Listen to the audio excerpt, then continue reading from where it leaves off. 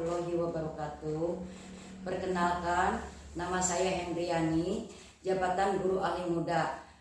Bertugas mengajar di SMP LB kelas 7 SLB ABC Putra Pasundan 1 Kota Banjar, wilayah KCD 13 Ciamis.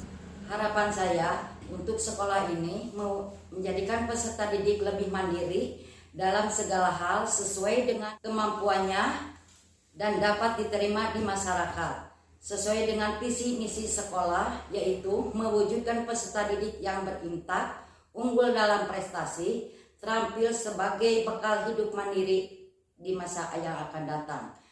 Juga sejalan dengan